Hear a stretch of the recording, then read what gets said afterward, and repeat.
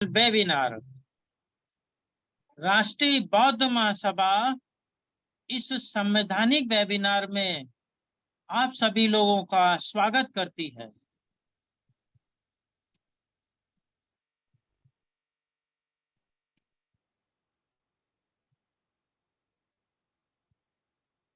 यह मेरा डिक्लेरेशन है। मैं आरसी धीमान, निवासी कानपुर उत्तर प्रदेश, यह घोषणा करता हूं यह कि मैं भारत के संविधान में पूर्ण आस्था एवं विश्वास रखता हूं।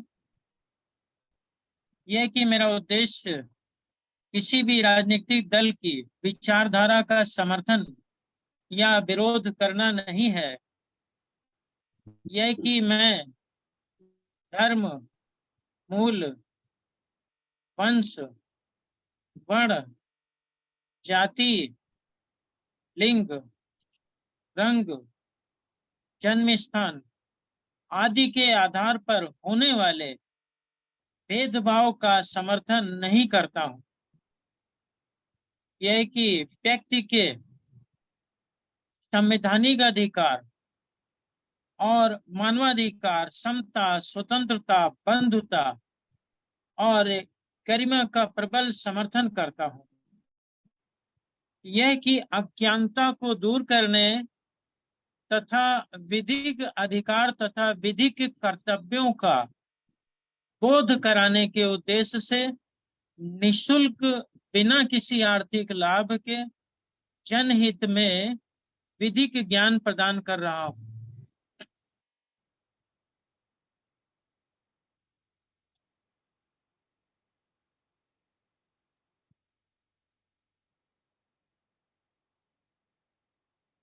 राष्ट्रीय बौद्ध महासभा के संस्थापक माननीय धर्म प्रकाश भारती बौद्ध जी, पूर्व एमएलसी, विधान परिषद, उत्तर प्रदेश सरकार। राष्ट्रीय बौद्ध महासभा के कार्यवाहक अध्यक्ष माननीय बादल सिंह बौद्ध जी,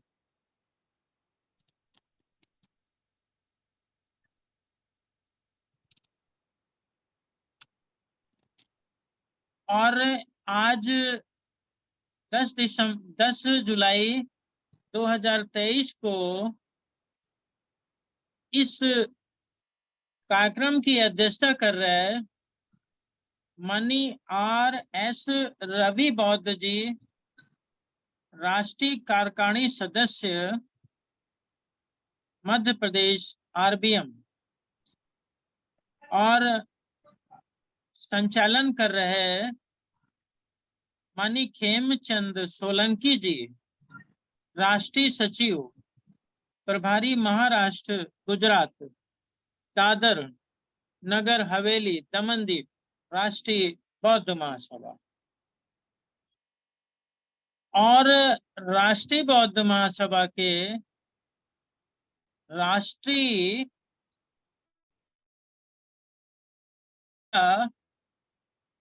एवं दूसरे देशों के अंदर बनाए गए प्रभारी गण, भारत देश के अंदर समस्त पदाधिकारी गण, उपासक, उपासिकाओं और भारत देश के समस्त नागरिकों,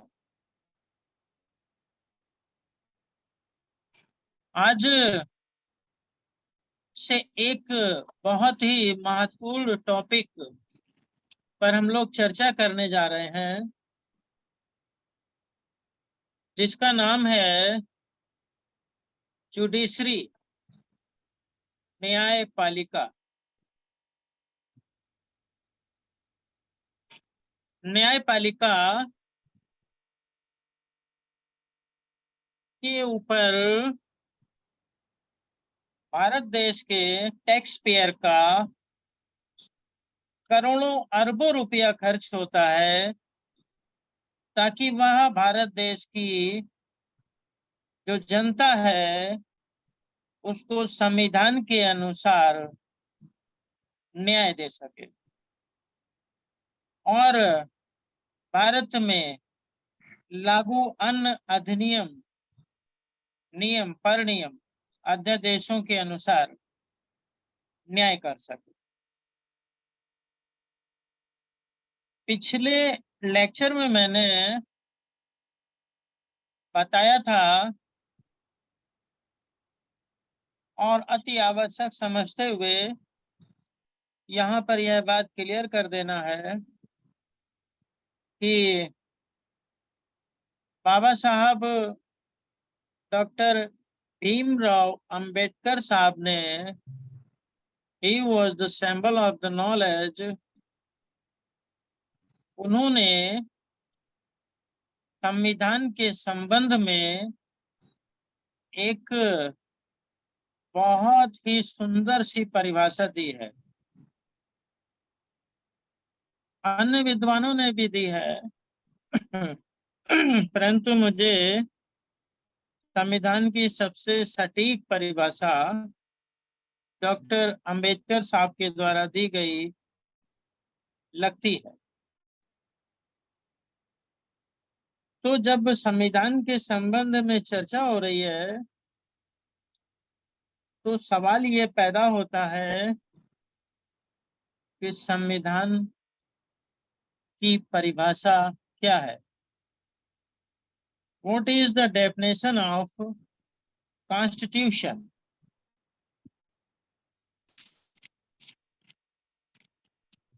डॉक्टर बी आर अम्बेडकर ने संविधान के संबंध में, इस संपूर्ण संविधान के संबंध में एक परिभाषा दी है। उस परिभाषा में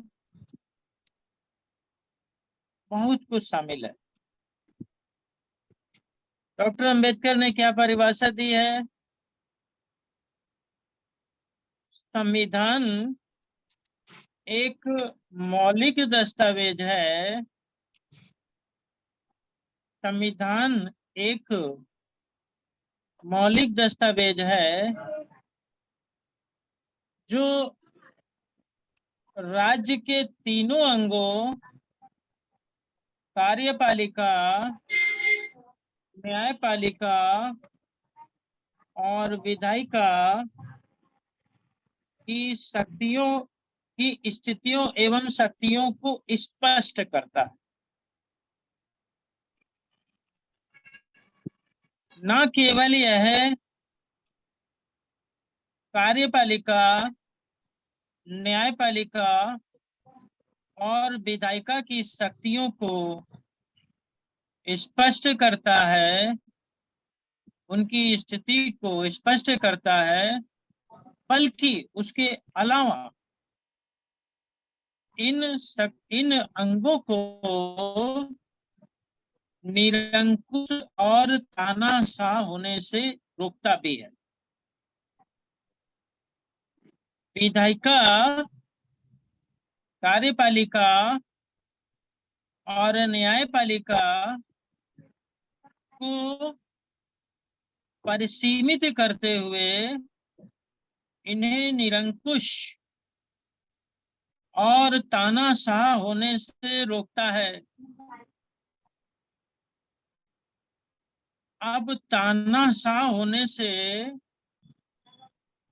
निरंकुश होने से, अगर संविधान किसी तानाशाह की विचारधारा रखने वाले या निरंकुशतापूर्ण शासन करने वाले किसी नेता को रोकेगा तो उसे तकलीफ तो होगी। उसे तकलीफ तो होगी कि ये भारत का संविधान जो है तानाशाही पूर्ण और निरंकुशतापूर्ण रूप से शासन करने में बाधक है।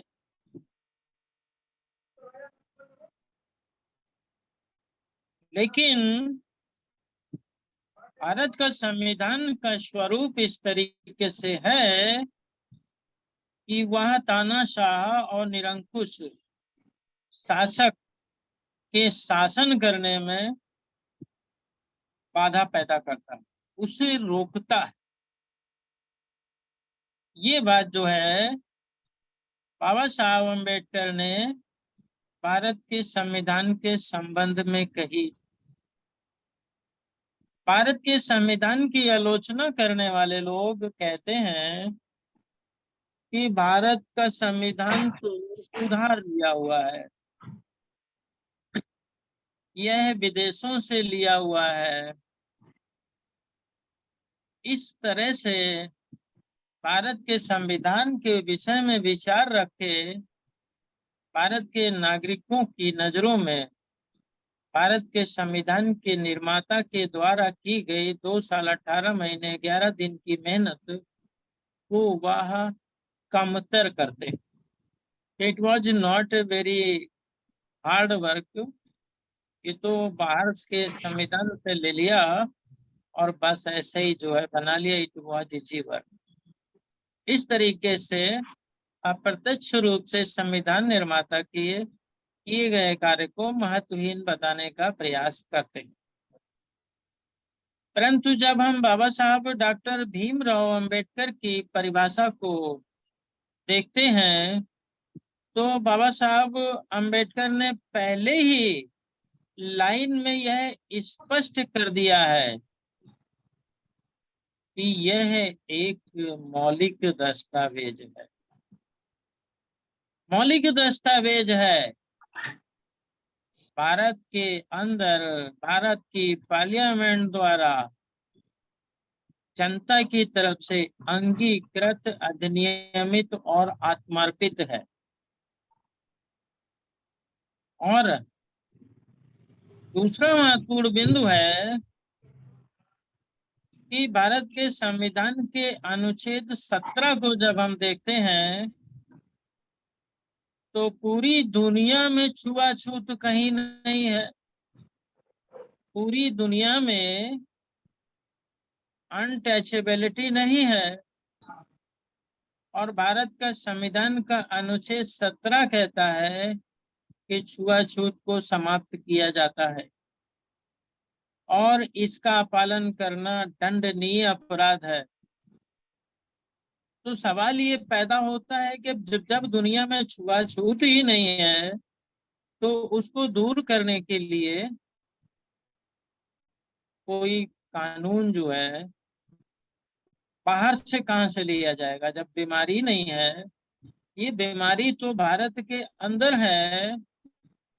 छुआछूत की बीमारी का जो मुख्य कारण है वो सुपरमेसी ऑफ द कास्ट है, जाति की सर्वोच्चता का सिद्धांत है, जिसमें जातियों का निर्माण इस तरह से किया गया है कि कुछ जातियों को अधिकार संपन्न बनाया गया है, जिन्हें सर्वश्रेष्ठ अधिकार प्राप्त है, जिन्हें संपूर्ण अधिकार प्राप्त है, जैसे कि व्यापार में अधिकार, शिक्षा में अधिकार, हथियार रखने का अधिकार, व्यापार करने के अलावा जो है राइट टू मूवमेंट है, राइट टू स्पीक है, राइट टू लाइफ है, और सबसे मेन है कि पानी पीने का अधिकार उन्हें था। और कुछ जातियां जो 6,743 जातियां हैं उनको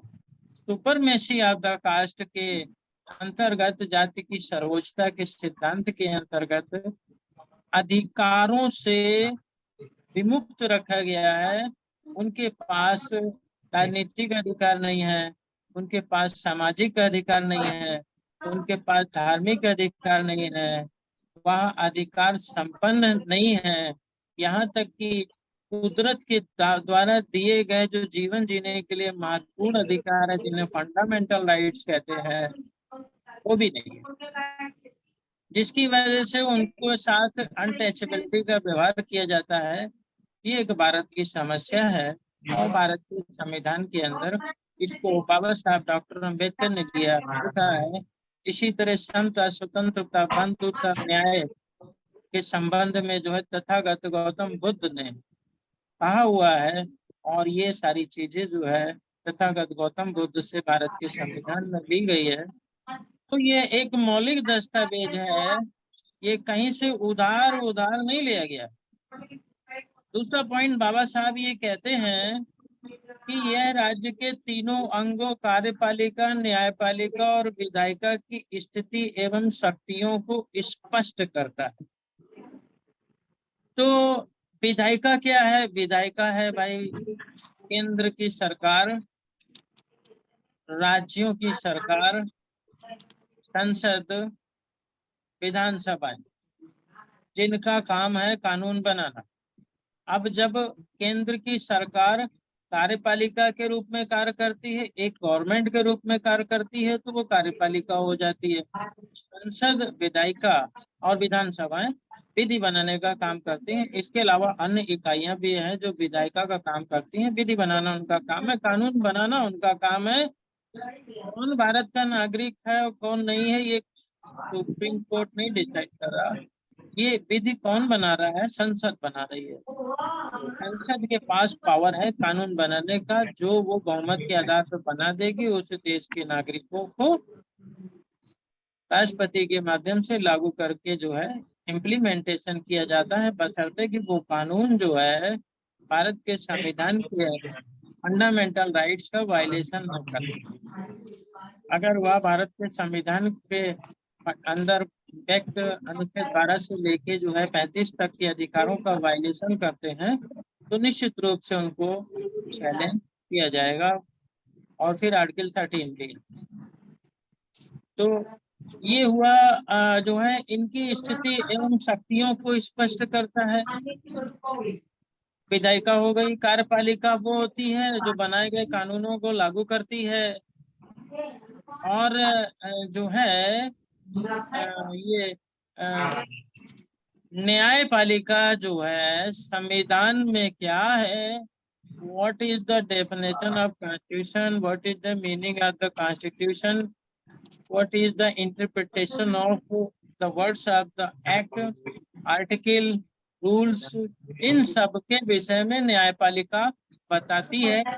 न्यायपालिका इंटरप्रिटेशन करती है, बताती है कि ये राज्य शब्द का अर्थ क्या है, न्यायालय शब्द का अर्थ क्या है। जो शब्द इसमें प्रयोग किए गए हैं उन शब्दों का अर्थ बताने का काम जो है न्यायपालिका का है। दूसरा काम न्यायपालिका का यह भी है कि वह अपने क्षेत्राधिकार के अंतर्गत जो भी उसके पास विवाद, न्यायिक विवादित बिंदु आते हैं विधि से संबंधित, उसका जो है वह निस्तारण करती है, उस पे न्याय करती है। और तीसरा काम यह है कि वह अपने जो है एडमिनिस्ट्रेशन का प्रशासन भी करती है। तो न्यायपालिका के पास बहुत महत्वपूर्ण शक्तियां हैं।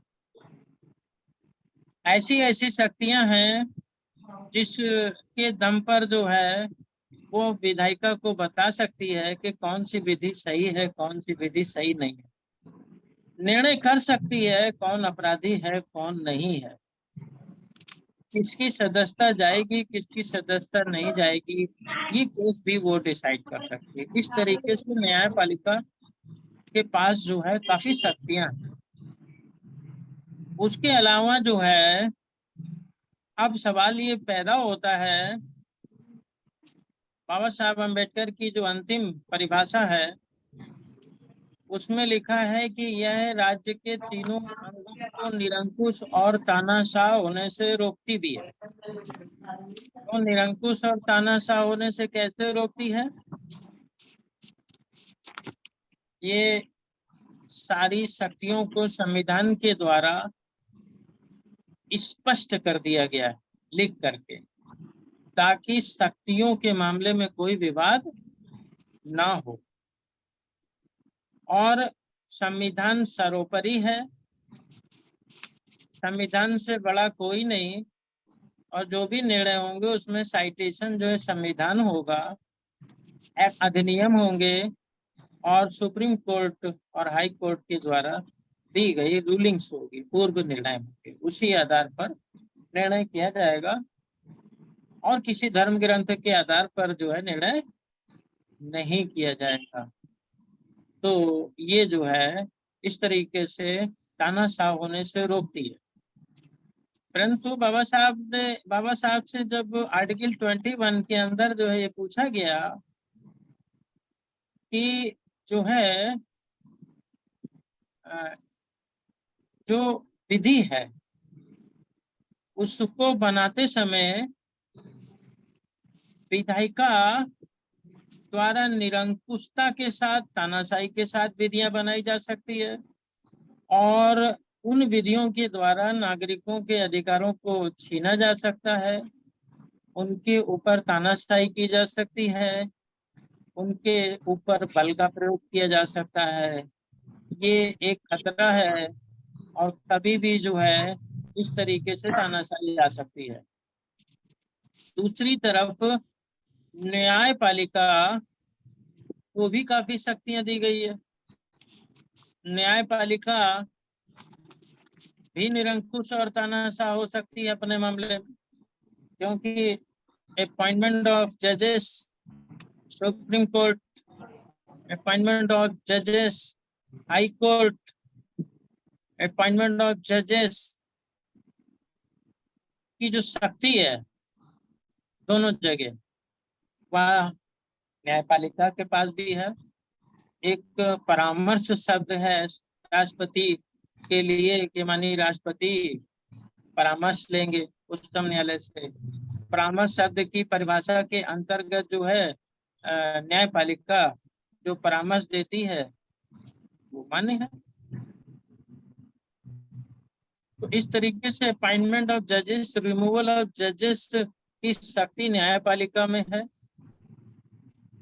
और दूसरी बात, एडमिनिस्ट्रेटिव पावर भी न्यायपालिका के पास है।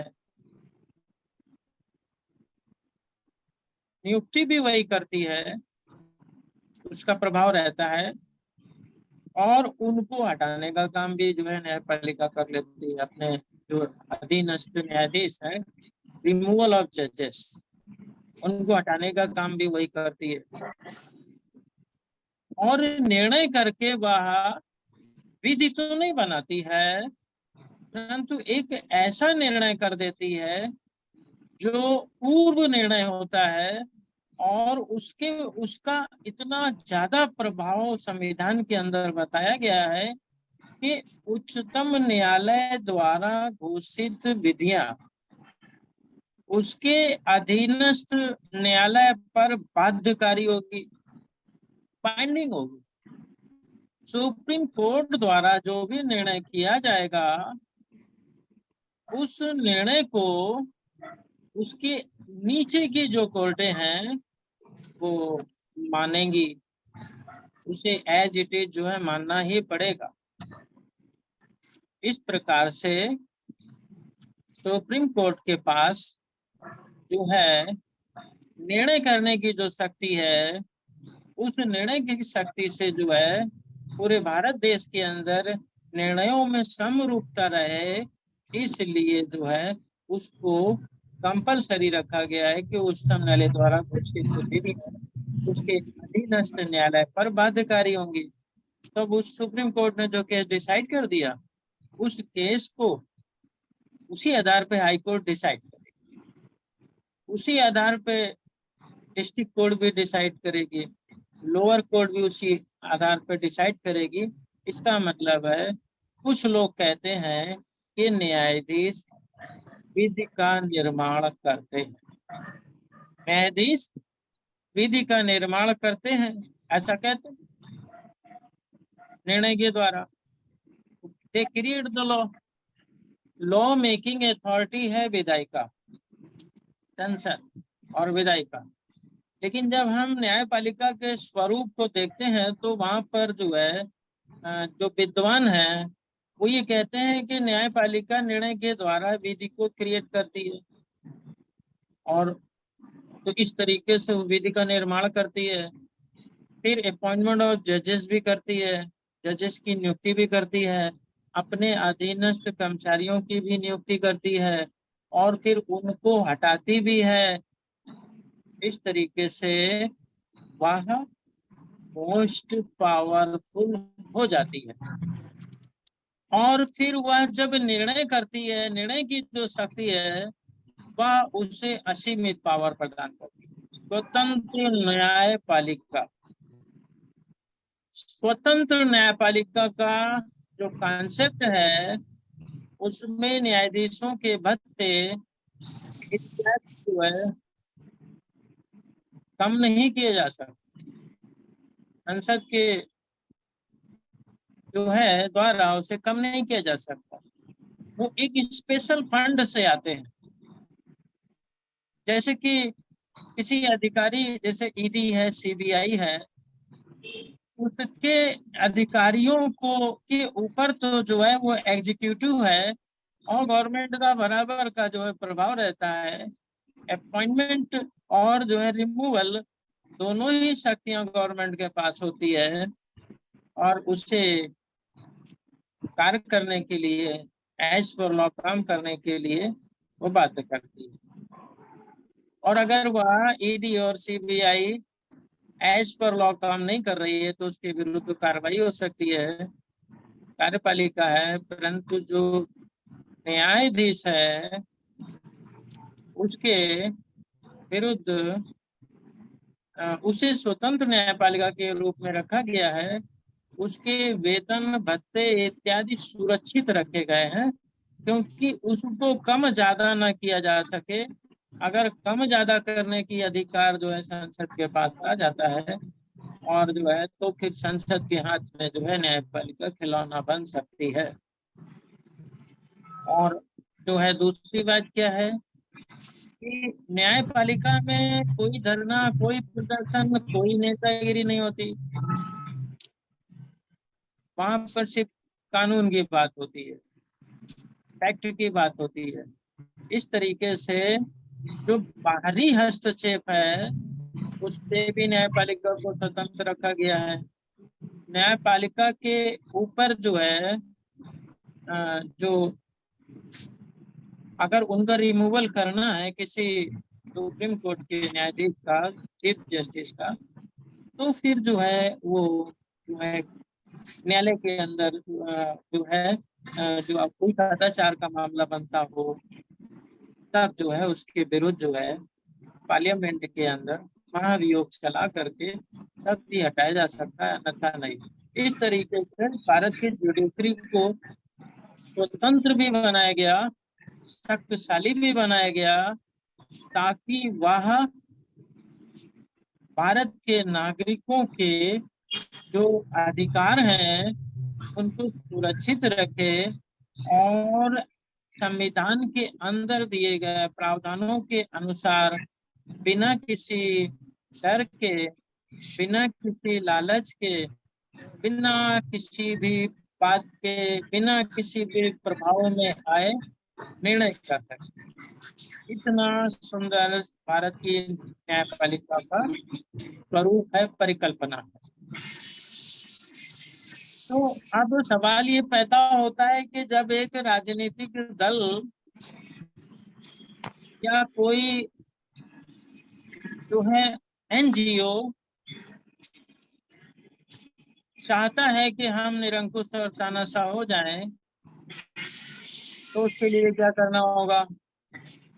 तो उसके लिए करना ये होगा कि पार्लियामेंट में पूर्ण बहुमत की सरकार बनानी पड़ेगी और विधायिका पे पूरा कब्जा करना होगा। पार्लियामेंट में अगर पूर्ण बहुमत की सरकार बन जाती है तो विधायिका पे उस संगठन का कब्जा हो जाएगा और विधायिका के लोग जो है अपने संगठन के वित्त के अनुसार जो है कानून पर अपना मत देंगे। इस प्रकार से जब विधायिका पे किसी संगठन का कब्जा हो जाएगा तो बचती है कार्यपालिका। कार्यपालिका में सरकार कार्यपालिका होती है, वो तो विधायिका का ही एक हिस्सा रहती है। अब बचता है राष्ट्रपति कार्यपालिका में।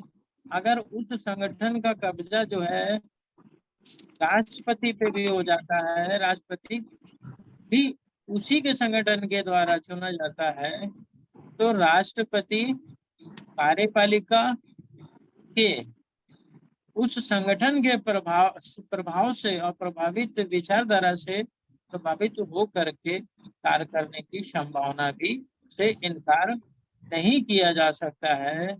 तीसरा बिंदु बचता है न्यायपालिका।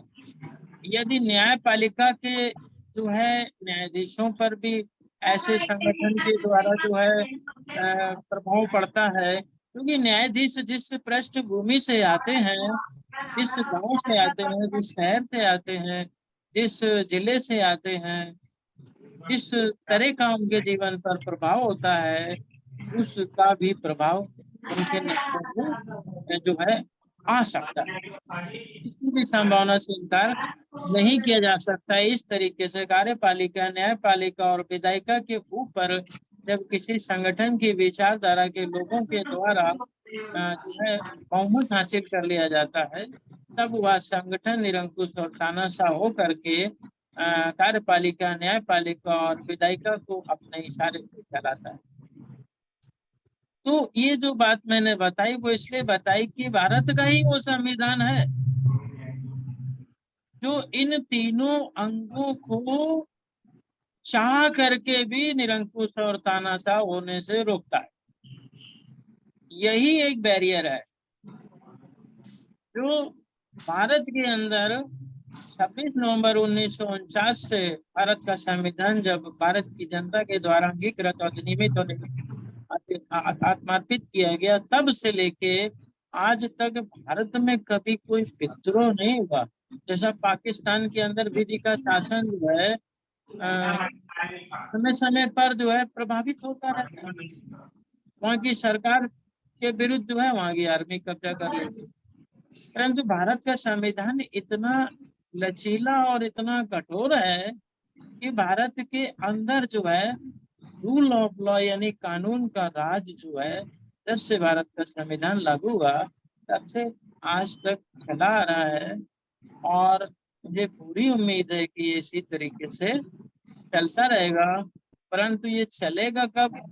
जब संविधानवादी लोग जो है संविधान को जानेंगे, समझेंगे और भारत के नागरिकों को बताएंगे, अपने परिवार में बताएंगे, और भारत के नागरिक जब संविधान का सम्मान करेंगे, इसको आत्मार्पित करेंगे, अपनी आत्मा के अनुसार आत्मार्पित करने का मतलब ये जैसे हम गीता को आत्मार्पित करते हैं, भाई ये हमारा धार्मिक ग्रंथ है, उसके प्रति हम सम्मान रखते हैं, इज्जत रखते हैं, उसके विरुद्ध बोलने वालों को पसंद नहीं करते।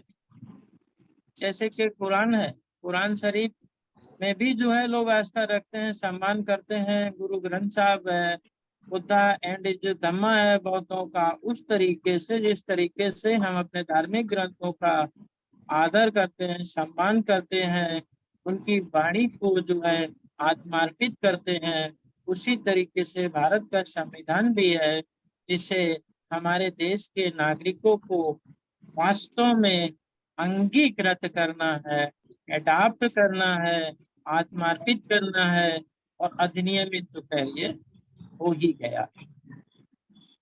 तो भारत का संविधान ही वो दस्तावेज है जो इन्हें निरंकुश और तानाशाह होने से रोकता है। अब हमने जुडिशरी के संबंध में प्रस्तावना दी, बाबा साहब की परिभाषा बताई, मॉन्टेस्क्यू की थ्योरी बताई, और जो है अब हम लोग जो है अनुच्छेद 214 पे चर्चा करेंगे। अनुच्छेद 214 राज्यों के लिए उच्च न्यायालय का प्रबंध करता है। राज्यों के लिए उच्च न्यायालय का प्रबंध करता है। राज्य से आशय है जो भारत देश के अंदर राज्य हैं, उन राज्यों के अंदर एक उच्च न्यायालय होगा। जैसे कि मध्य प्रदेश के अंदर एक उच्च न्यायालय है, और उत्तर प्रदेश में भी एक उच्च न्यायालय है, उसकी खंडपीठ एक जो है हाई कोर्ट जो है लखनऊ में भी बनाई गई, और एक जो है और पश्चिमी उत्तर प्रदेश में बनाए जाने के लिए वहां की जनता मांग कर रही है। परंतु जो मुख्य बात यह है कि हर प्रदेश के अंदर एक उच्च न्यायालय होगा। हर प्रदेश के अंदर एक उच्च न्यायालय होगा, ये भारत का संविधान कहता है। अब जब ये संविधान के अंदर ये आर्टिकल लिखा कि जो है भारत के अंदर एक उच्च न्यायालय होगा, तो अब गवर्नमेंट को, जो भारत की प्रथम गवर्नमेंट थी पंडित जवाहरलाल नेहरू के नेतृत्व में बनी थी कांग्रेस की, उस समय जितने भी राज्य थे उन राज्यों में एक एक उच्च न्यायालय सुनिश्चित करना उस सरकार का कर्तव्य था।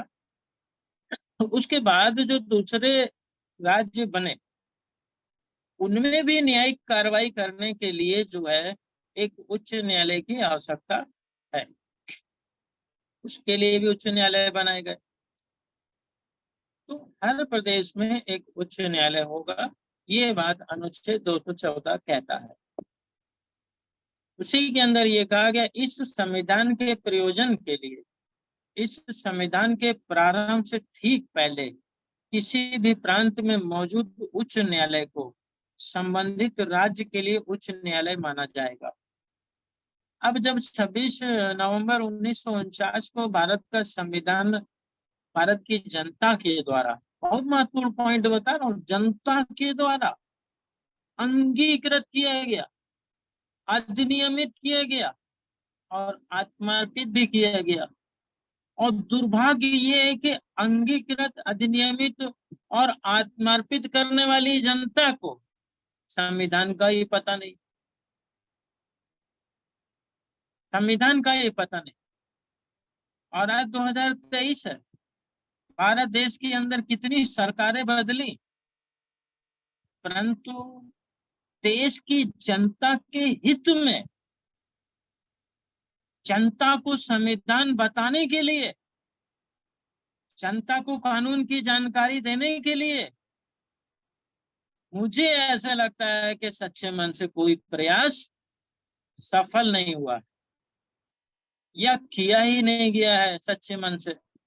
अगर किया गया होता तो फिर आज देश की हर जन हर, हर परिवार में 5 किलो गेहूं के साथ एक संविधान की कॉपी भी निःशुल्क बांटी जाती। बहुत आसान है, बहुत आसान है। स्कूलों के अंदर प्राइमरी से लेकर के और पोस्ट ग्रेजुएशन तक संविधान का सब्जेक्ट किसी भी जगह दिखता नहीं है, एक्सेप्ट लॉ। विधि विषय के अलावा, यानी एलएलबी के अलावा ऐसा कौन सा विषय है, फिजिक्स है, केमिस्ट्री है, बायोलॉजी है, हाई स्कूल के 5 सब्जेक्ट हैं, इंटर के हैं और सीबीएसई बोर्ड है, ऐसे कौन सा जो है इतने सारे कोर्स हैं एनईपी के अंदर, ऐसा कौन सा जो है कोर्स है, बीए है, बीएससी है, कॉमर्स है, जिसमें संविधान को अनिवार्य रूप से पढ़ाया जाए और अनिवार्य रूप से जो है उसका निःशुल्क वितरण किया जाए। अगर अनिवार्य रूप से उसको पढ़ाया जाए तो लोग खरीदेंगे और पढ़ेंगे। और 5 किलो गेहूं का जो कॉन्सेप्ट है उससे पेट तो भरता है, पेट के साथ साथ जो दिमाग को भोजन चाहिए, जो दिमाग को ज्ञान चाहिए, उसके लिए एक संविधान की प्रति भी दी जानी चाहिए हर साल कम से कम, बिग लॉट। तो अगर सच्चे मन से भारत के संविधान के प्रचार प्रसार के लिए स्वतंत्रता के बाद आने वाली सरकारों ने काम किया होता तो बच्चे बच्चे को संविधान के प्रति हाथ में लेके और अपने अधिकारों की बात करने का एहसास होता। उन्हें पता होता है कि हमारे अधिकार क्या है, हमारे कर्तव्य क्या है, क्या विधायिका निरंकुश है, क्या कार्यपालिका निरंकुश है, क्या न्यायपालिका या निरंकुश है, या क्या विधायिका लोकतांत्रिक मूल्यों का हनन कर रही है, क्या कार्यपालिका उनके फंडामेंटल राइट्स का हनन कर रही है, क्या न्यायपालिका संविधान के अंतर्गत दिए गए प्रावधानों के अनुसार निर्णय कर रही है। इन सब चीजों को भारत के नागरिक समझ सकते, सोच सकते, उन निर्णयों का अवलोकन कर सकते और अपने विचार विमर्श अपने गांव में, अपने मोहल्ले में, अपनी पान की दुकान पे और जो है परचून की दुकान पे जगह जगह चर्चा करते और एक विधि का शासन भारत में, एक स्ट्रॉन्ग मजबूत कानून का राज स्टैब्लिश होता और भारत वास्तव में एक विश्व शक्ति के रूप में उभरता, एक ज्ञान की शक्ति के रूप में उभरता और सिंबल ऑफ नॉलेज सिर्फ बाबा साहब भी नहीं, भारत के अंदर बाबा साहब जैसे और भी जो है महापुरुष जन्म लेते,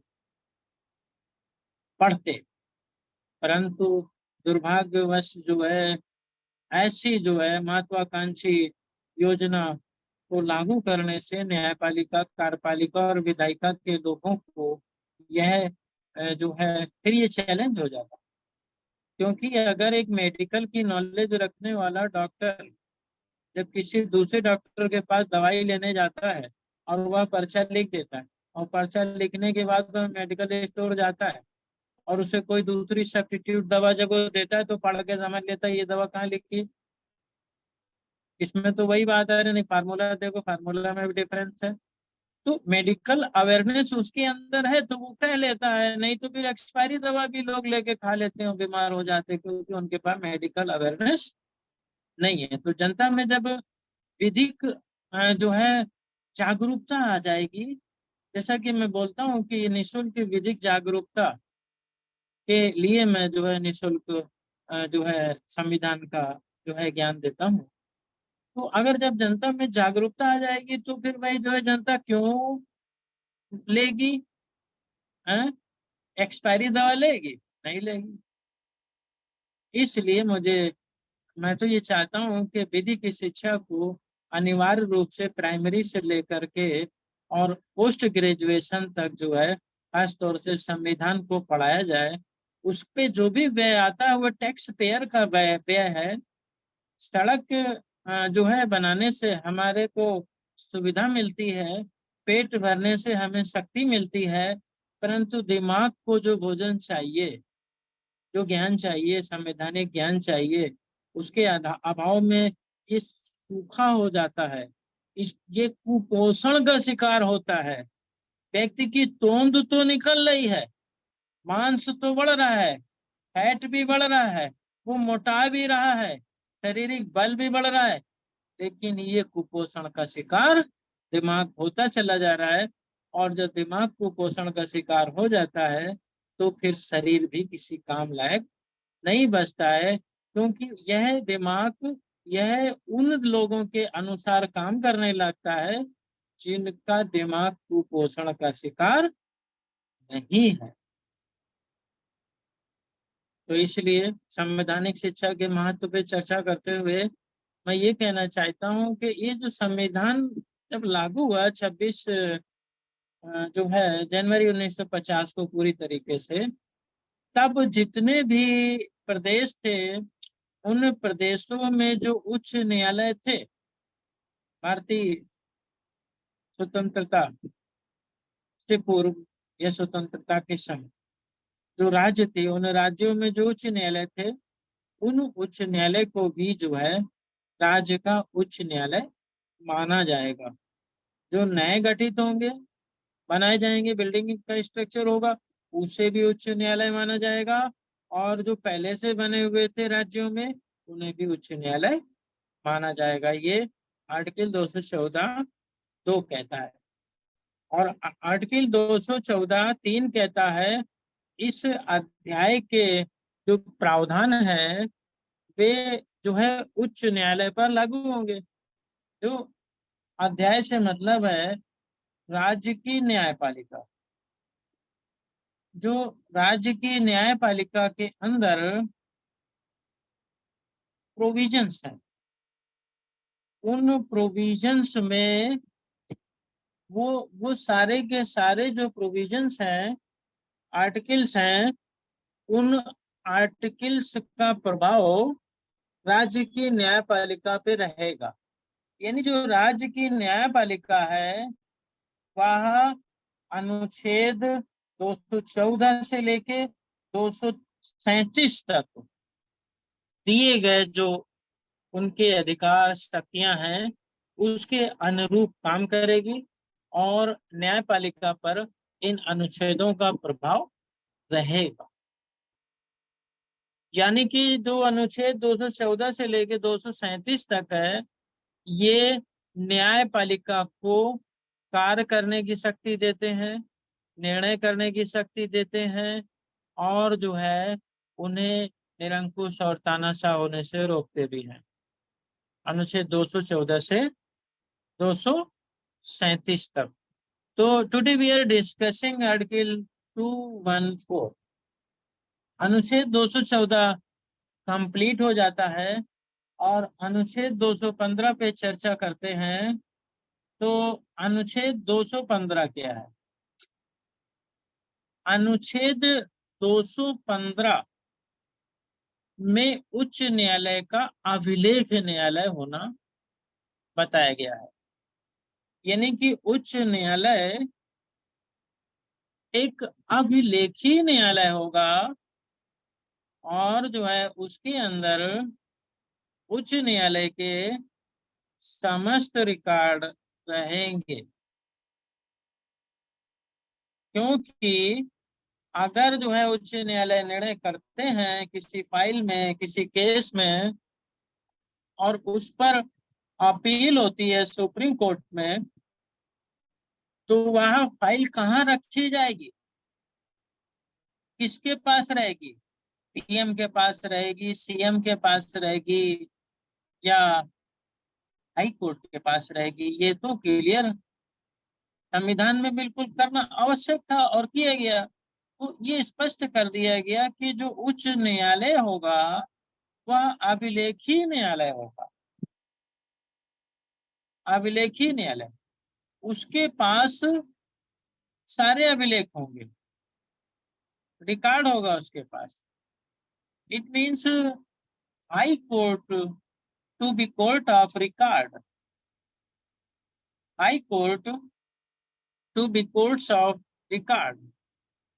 Every high court shall be a court of record and shall have all the powers of such a court, including the power of punish or contempt of itself।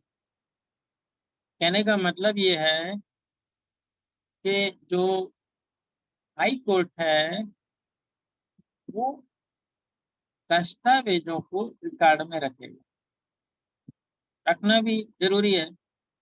अगर वह रिकॉर्ड में नहीं रखेगा तो फिर जो है सुप्रीम कोर्ट मांगेगा तो देंगे कैसे?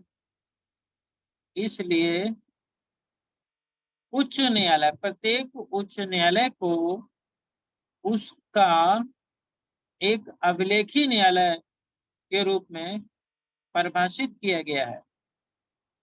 दूसरा बिंदु इसमें यह है हाई कोर्ट में, उच्च न्यायालय में, कि उच्च न्यायालय को दंड देने की शक्ति होगी।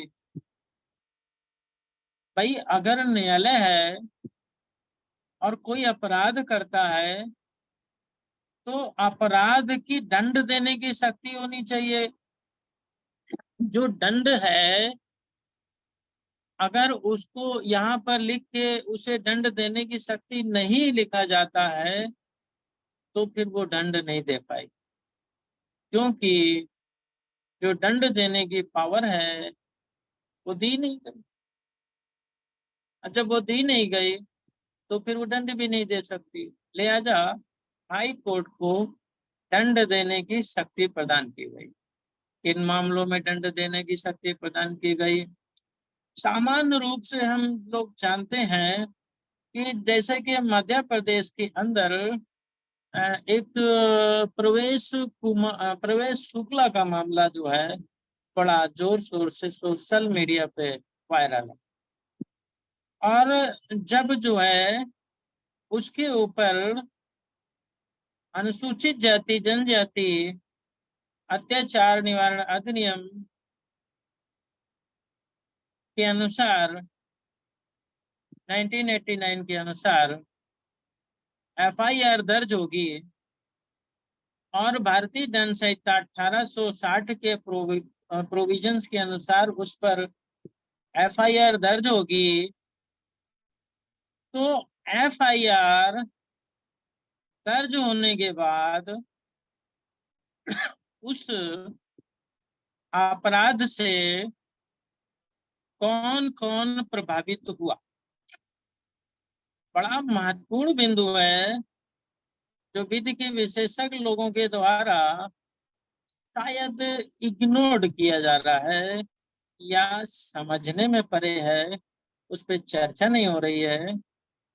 सवाल ये है कि जो अपराध हुआ वह किसके विरुद्ध हुआ।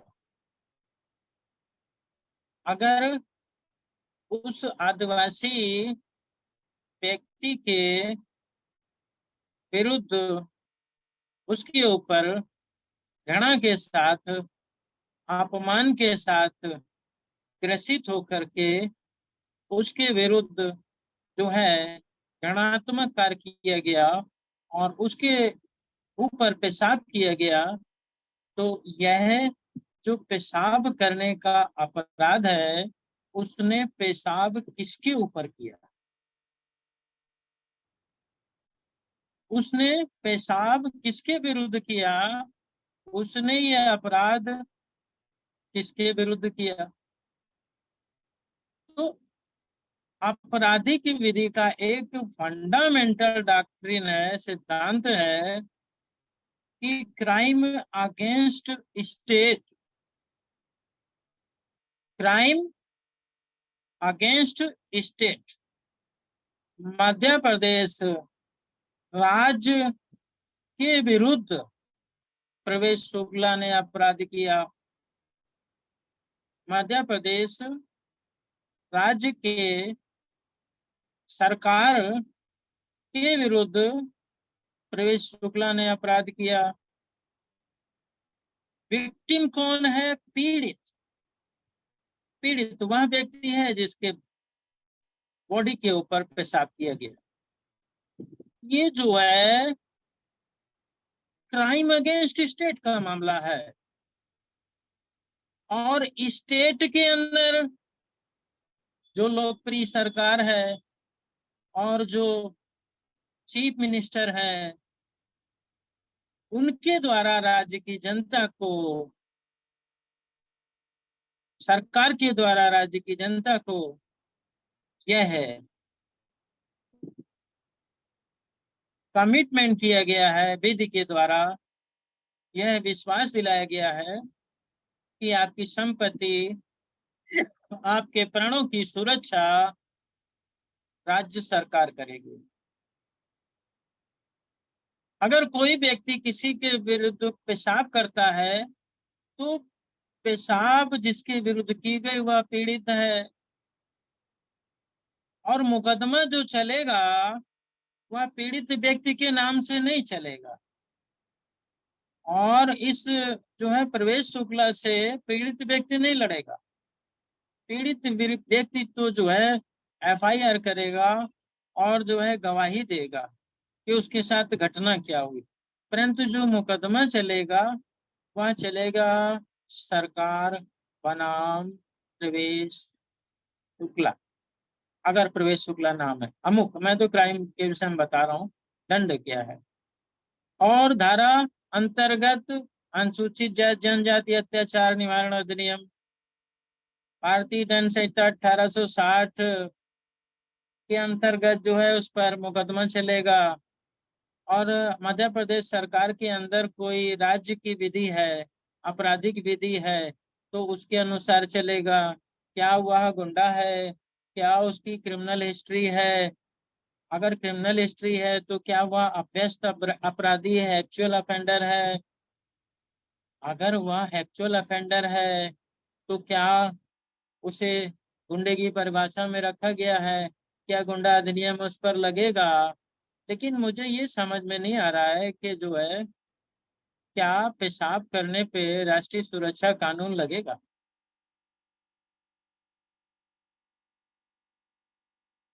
क्या राष्ट्रीय सुरक्षा कानून लगेगा? मुझे नहीं समझ में आ रहा है। पेशाब करने से राष्ट्र की सुरक्षा को क्या खतरा होता है किसी व्यक्ति के विरुद्ध, पीड़ित के विरुद्ध? तो ये अगर लगेगा भी तो हाई कोर्ट में जो है फिर वो चलेगा नहीं, सुप्रीम कोर्ट में चलेगा नहीं, और वहाँ जो है उस इस से तो बच जाएगा। तो इसलिए जो है अब इस तरह के जो आपराधिक मामले होते हैं, मेरा उद्देश्य इस अनुच्छेद के अंदर जो न्यायालय को दंड देने की शक्ति है, उस दंड देने की शक्ति को समझाने के लिए मैं जो है ये करंट जो है विषय लेकर के डिस्कस कर रहा हूँ। तो ऐसे मामलों में डिस्ट्रिक्ट कोर्ट को भी जो है शक्ति प्राप्त है, लोअर कोर्ट को अपनी शक्तियां प्राप्त है। जिला एवं सत्र न्यायालय के अंदर जो है मामला चलेगा, और उसके बाद जो है जिला एवं सत्र न्यायालय में जो है जो मामला चलेगा वो चलेगा मध्य प्रदेश सरकार बनाम प्रवेश कुमार शुक्ला अंतर्गत धारा इतना इतना आईपीसी अनुसूचित जाति जनजाति अत्याचार निवारण अधिनियम। कहीं पे भी विक्टिम का जो है नाम नहीं है। इट मीन्स जो पेशाब करी है वह विक्टिम के मुंह पे करी है या सरकार के मुंह पे करी है? मतलब लोगों की समझ में ये जो है नहीं आ रहा है कि ये जो है क्राइम जो है स्टेट के विरुद्ध है या व्यक्ति के विरुद्ध।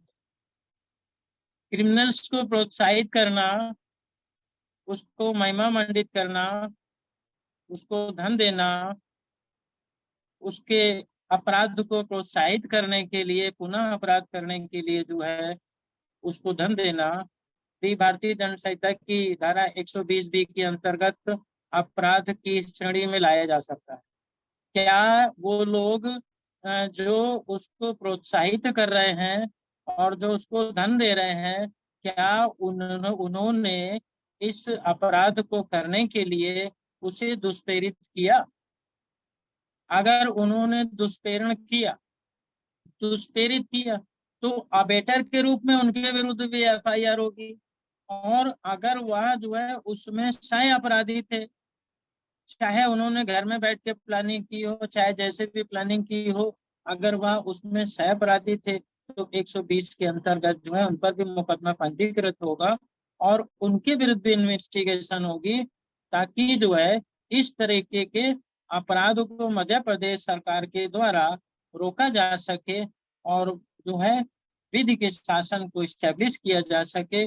और जो दंड देने का उद्देश्य है कि अपराध को रोकना, prevent the crime, prevent the crime. तो अपराध को तभी रोका जा सकता है जब जो है उस पर सोच समझ के इन्वेस्टिगेशन करके और उसको सही दिशा में ले जा करके अपराधी को दंडित किया जाए। तो यहाँ पर जो है जो हाई कोर्ट है उसके पास भी दंड देने की शक्ति है। इसके अलावा एक महत्वपूर्ण बिंदु और है जिसको जो है मैं समझता हूं कि मैं अगले सोमवार को डिस्कस करूंगा, ठीक है। और वह जो है हाई कोर्ट के संबंध में यहाँ पे लिखा हुआ है कि उसके पास अवमानना के लिए भी दंड देने की शक्ति होगी। ये जो है बहुत ही पावरफुल थिंग्स है न्यायालय के पास, कि अगर जो है न्यायालय की बात को नहीं माना, डिस ओबे किया, तो फिर जो है न्यायालय ऐसे व्यक्तियों के विरुद्ध जो है न्यायालय के को डिसओबे करने के कारण उनको दंड देने की शक्ति रखता है। तो न्यायालय को डिसओबे करने का मतलब ये हुआ कि न्यायालय के द्वारा दिए गए किसी दंड को इम्प्लीमेंटेशन नहीं करना, उसको नहीं मानना। तो फिर क्या होगा? जब न्यायालय के द्वारा दिए गए निर्णय को लोकप्रिय सरकार नहीं मानेगी तो फिर न्यायालय के दिए गए निर्णय व्यर्थ हो जाएंगे। कार्यपालिका जब न्यायालय के द्वारा दिए गए निर्णय को नहीं मानेगी तो फिर कार्यपालिका, फिर तो न्यायपालिका के निर्णय क्या होंगे? व्यर्थ हो जाएंगे। और जो अरबों रुपया जो है टैक्स पेयर का कलेक्ट होता है, और उसका उद्देश्य यही होता है, जो कर देते हैं हम लोग, टैक्स देते हैं, उस टैक्स से अरबों खरबों रुपया जो न्यायपालिका को दिया जाता है, उनके वेतन भत्ते और कर्मचारियों को, और न्याय की जो प्रोसीडिंग है और जो इन्वेस्टिगेशन है, क्रिमिनल जस्टिस सिस्टम है, उसमें जो पैसा खर्च होता है वह पैसा व्यर्थ हो जाएगा अगर जो है न्यायालय के दिए गए निर्णय को नहीं माना जाता। और फिर दूसरा मामला है डिसिप्लिन का, कि अगर जो है न्यायालय के अंदर जिंदाबाद मुर्दाबाद किया जाए, और जो है न्यायालय के मान सम्मान को जो है न्यायालय के अंदर रह करके जो है अपमानित किया जाए, न्यायालय का अवमान किया जाए, तो अगर ये कार्य करने की जो है नेता को, वकीलों को, और जो है मुवक्किल को, और जो है व्यापारियों को, और कर्मचारियों को, कार्यपालिका के लोगों को, मंत्रियों को, विधायकों को, यानी प्राइम मिनिस्टर्स को और राष्ट्रपति को, इन सब लोगों को अगर ये शक्ति मिल जाती है तो फिर न्यायालय का अवमान होता रहेगा। और जब न्यायालय का अवमान होता रहेगा तो वो काम ही नहीं कर पाएगा। न्यायालय का अवमान का मतलब क्या हुआ? कि एक वकील आते हैं न्यायालय के अंदर और चीख चीख के, डांट डांट के, आप शब्दों का प्रयोग करके न्यायाधीश को धमका धमका के अपनी बहस करते हैं, चीखते हैं खूब तेज आवाज, और जो है धमकाते हैं बीच बीच में, हिंदी में, अंग्रेजी में, भोजपुरी में, अन्य भाषाओं में जो है अपशब्द भी बोलते हैं न्यायपालिका। तो न्यायपालिका कैसे न्याय कर पाएगी ऐसे माहौल में, जहां पर न्यायपालिका के न्यायाधीश सुरक्षित न महसूस करते हो, जहां पर उनके प्राणों को खतरा हो, जहां पर मॉब लिंचिंग में उनकी हत्या की संभावना हो, जहां पर उन्हें जहर दे के मारने की संभावना हो, ऐसी स्थिति में उनको सुरक्षा चाहिए। तो न्यायपालिका के न्यायाधीशों को सुरक्षा भी चाहिए, स्वतंत्रता भी चाहिए, और किसी भी प्रकार से दबाव उन पर ना आ सके। इस तरह की न्यायपालिका जब होती है तो फिर निर्णय बहुत बढ़िया बढ़िया होते हैं।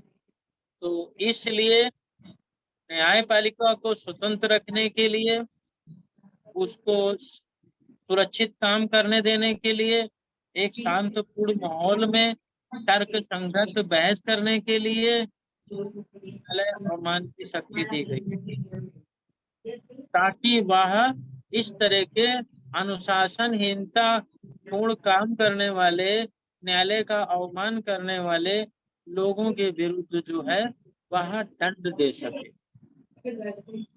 दंड देते ही अरेस्ट एम, वहीं पे अरेस्ट किया, वहीं से जेल भेज दिया, न्यायालय के पास शक्ति है।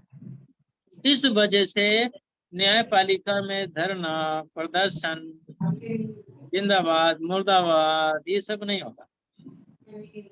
और न्यायपालिका भारत की जो है स्वतंत्र न्यायपालिका के रूप में कार्य कर रही है और करती रहेगी। तो सवाल ये पैदा होता है कि न्यायालय अवमान है क्या? न्यायालय अवमान है क्या?